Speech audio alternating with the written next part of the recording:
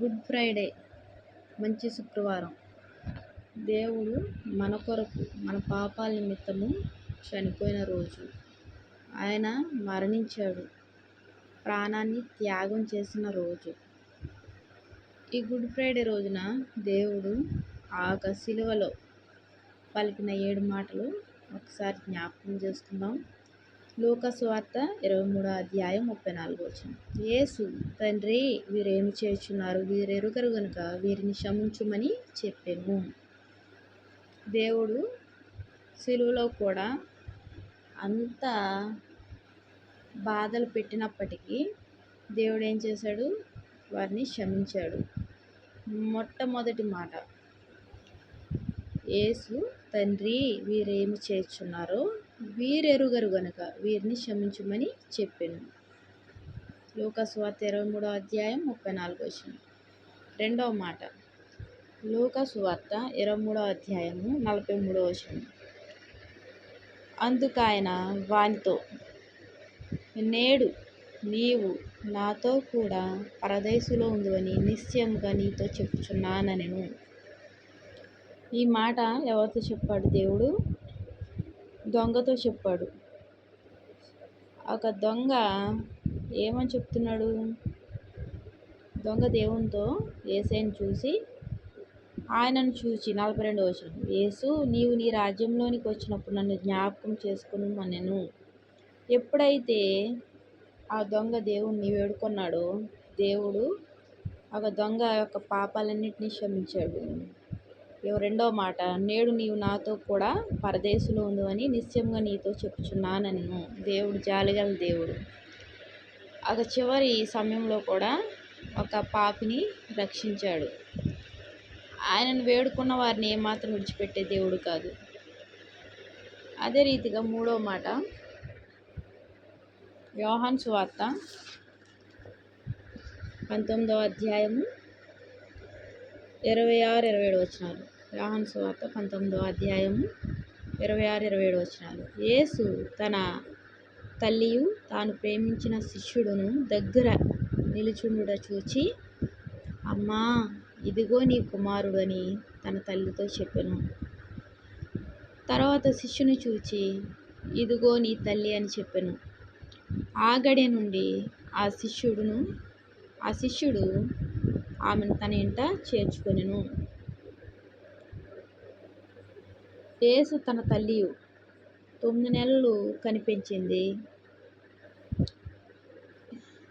మరియ. ఎవరు? యేసు తల్లి మరియ. ఎంతో బాధపడుతుంది. అయితే వారి ఇరువురు చూచాడు దేవుడు. చూచి తాను ప్రేమించిన శిష్యుడును, దేవుడు ప్రేమించిన శిష్యుడును దగ్గర నిల్చుండి చూచి, అమ్మా, ఇదిగో నీ కుమారుడని తన తల్లితో చెప్పెను. తర్వాత శిష్యుని చూచి, ఇదిగో నీ తల్లి అని చెప్పెను. వారిరువురికి దేవుడు ఏం చేశాడు? ఒక బంధాన్ని ఏర్పరిచాడు. తల్లి కుమారుల బంధాన్ని ఏర్పరిచాడు సిలువలో. తల్లిని విడిచిపెట్టలేదు. తాను సిలువలో వేలాడుతూ ఆ శిష్యుణ్ణి అప్పగించడం జరిగింది తల్లికి. దేవుడు అంత ప్రేమగల దేవుడు.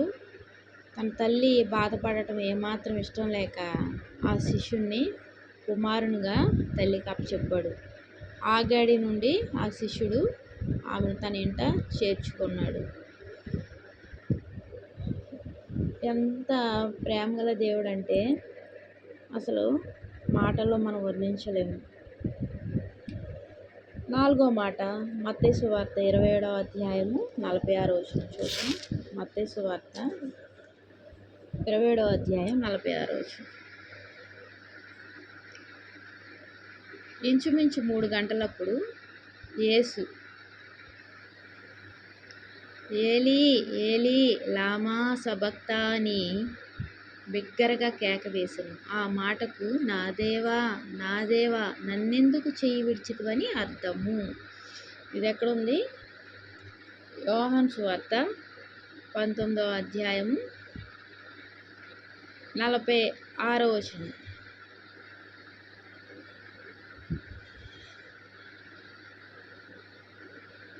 యోహాను సువార్త క్షమించండి, యోహాను సువార్త 27వ అధ్యాయం 46వ వచనంలో ఉంది. 27వ అధ్యాయం.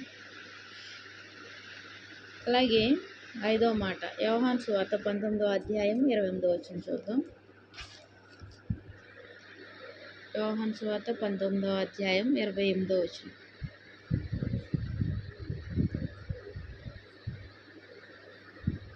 నేను దప్పిగొనుచున్నానెను.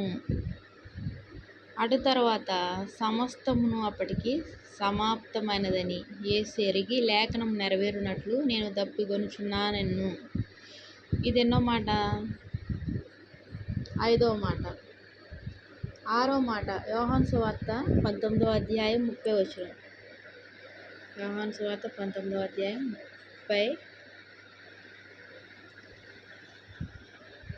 19-30 చూడండి.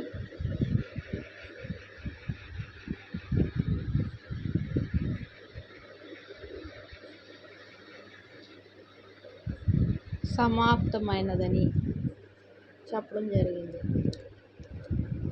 లూకా 29:46. ఇది 6వ మాట. సమాప్తమైనదని దేవుడు చెప్పాడు. 7వ మాట లూకా సువార్త 23వ అధ్యాయం 46. లూకా 23:46.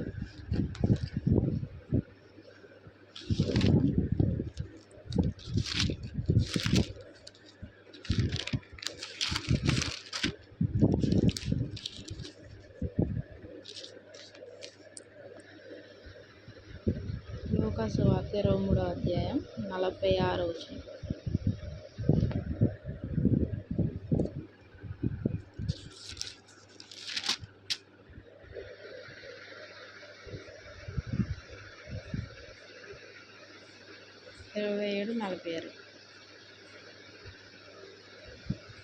అప్పుడు యేసు గొప్ప శబ్దంతో కేక వేసి, తండ్రి, నీ చేతికి నా ఆత్మను అప్పగించుకొనుచున్నానెను. ఏమన్నాడు దేవుడు? తండ్రి, నీ చేతికి నా ఆత్మను అప్పగించుకొనుచున్నానెను. ఆయన ఇలాగ చెప్పి ప్రాణము విడిచెను. ప్రియమైన దేవుని మాట వింటున్న వాళ్ళారా, ఈ యొక్క యోహాను సువార్త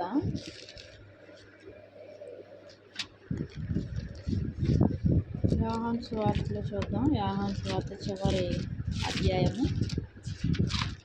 ఇక్కడ పూర్తిగా అర్థమవుతుంది. యోహాను సువార్త 19వ అధ్యాయం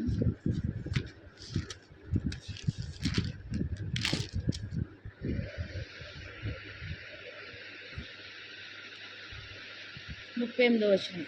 19:38. అటు తర్వాత యూదుల భయం వలన రహస్యంగా యేసు శిష్యుడైన అరిమతియాయు యేసేపు తాను యేసు దేహం తీసుకుని పోటకు పిలాతునొద్ద సెలవడిగాను. పిలాతు సెలవిచ్చాను కనుక అతడు వచ్చి యేసు దేహమును తీసుకుని పోయాను. ప్రియమైన దేవుని మాట వింటున్న వాళ్ళారా,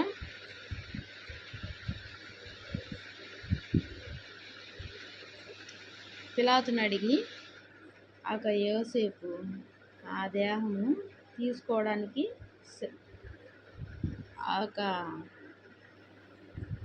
పిలాతు దగ్గర అడగడం జరిగింది యేసుని తీసుకోవడానికి.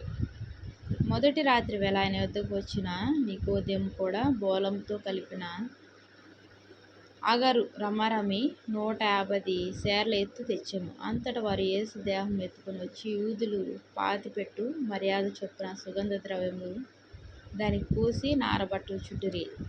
ఆయనను సిలువ వేసిన స్థలంలో ఒక తోట ఉండెను. ఆ తోటలో ఎవడునూ ఎప్పుడూ ఉంచబడని క్రొత్త సమాధి ఒకటి ఉండెను. ఆ సమాధి సమీపంలో ఉండెను గనుక ఆ దినమున యూదులు సిద్ధపరచు దినమైనందున వారు అందులో యేసును పెట్టిరి.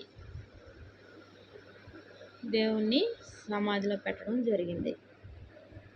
ప్రియమైన దేవుని మాట వింటున్న వాళ్ళారా, దేవుడు మన కొరకు ఎంత త్యాగం చేశాడు.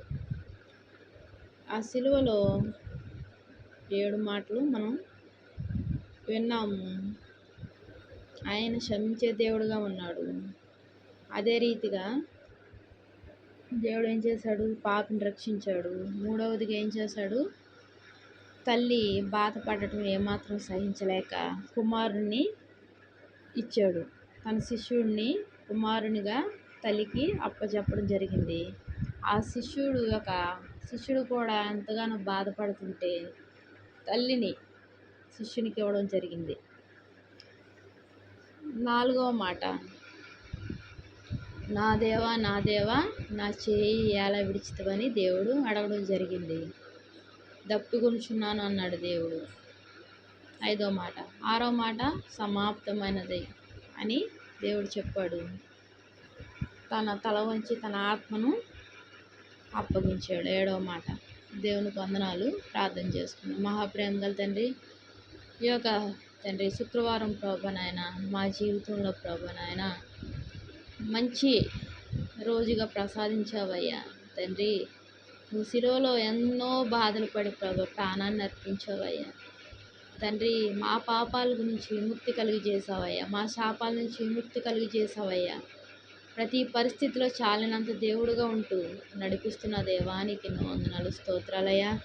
నీ వాక్యం వింటున్న ప్రతి ఒక్కరిని ఆశీర్వదించండి ప్రభు. ఈరోజు 7 మాటలు వినడానికి నువ్వు చూపిన కృపను బట్టి వందనాలు చెల్లించుకున్నానయ్యా తండ్రి. ప్రతి ఒక్కరిని ఆశీర్వదించి దీవించి నీ దీవెనతో నింపండి అయ్యా తండ్రి. మాకు ఇచ్చిన రక్షణ ఎంతో విలువైంది ప్రభు. ఆ రక్షణ ఏమాత్రం పోగొట్టుకోకుండా ప్రభు నాయన నీ కాపుదల్లో ఉంచండి అయ్యా. మా ఆత్మీయ జీవితాన్ని భంగపరిచే తండ్రి ఏ ఒక ఆటంకమైనా సరే ప్రభు పూర్తిగా దూరపరచండి, తొలగించండి ప్రభు. ఆత్మీయంగా మమ్మల్ని అంతకంతకు అభివృద్ధి చేయండి ప్రభు. కృపగల దేవాని కృపను బట్టి వందనాలు చెల్లించుకుంటూ యేసు నామమున వేడుకుంటున్నాను తండ్రి. ఆమేన్ ఆమేన్. అందరికీ ప్రైజ్ ది లార్డ్.